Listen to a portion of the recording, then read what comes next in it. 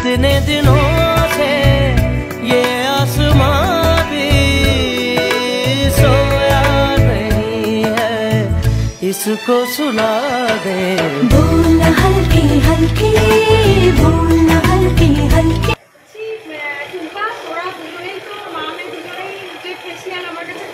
কতদিন করছিস না? 3 বছর হয়ে গেছে। আমার সার্ভিস কিরকম লাগে, দোকানের সার্ভিস কিরকম লাগে? খুব সুন্দর, খুব ভালো।